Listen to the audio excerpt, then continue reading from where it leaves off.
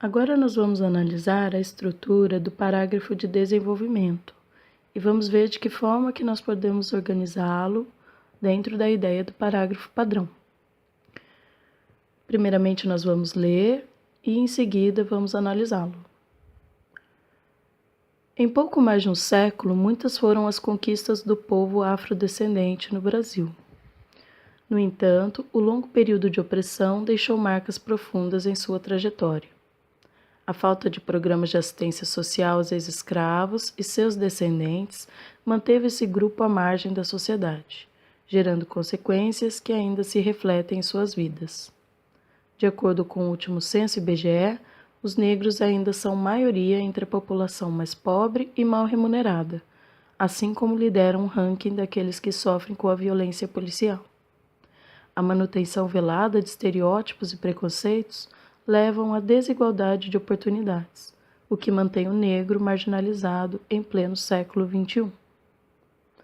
Bom, então aqui nesse parágrafo nós teremos o quê? O parágrafo de desenvolvimento é o local onde estará a argumentação em defesa do ponto de vista.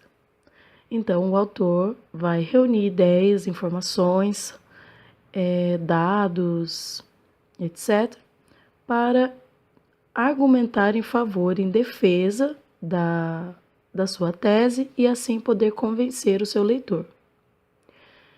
Então, nós iniciamos com um parágrafo com o tópico frasal, que está aqui em verde, e aqui nós temos a ideia central desse parágrafo, que é a de que, embora o povo afrodescendente tenha conquistado muitas coisas ao longo desses pouco mais de um século, eles continuam sofrendo com a opressão do passado, né? Com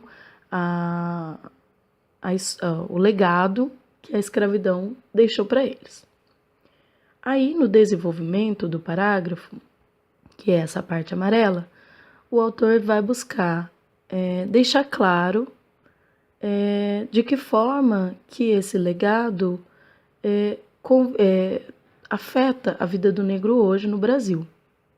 Então, primeiro ele começa com a ideia do que faltou no passado, que no caso seria ações de assistência social aos ex-escravos e seus descendentes, e isso fez com que o negro hoje permanecesse em uma situação de desigualdade. Então, aqui ele está trazendo uma ideia de causa e consequência. Então, para provar a situação atual do negro, ele se utiliza de dados do IBGE, em que afirma que a população mais pobre, mal remunerada, assim como as que sofrem, especialmente as que sofrem com a violência policial, são formadas por negros. Então, nessa ideia de causa e consequência, o autor completa o desenvolvimento do seu parágrafo. E, por fim, ele vai concluí-lo. Então, a marca azul revela aqui, portanto, a conclusão do parágrafo, a conclusão da ideia.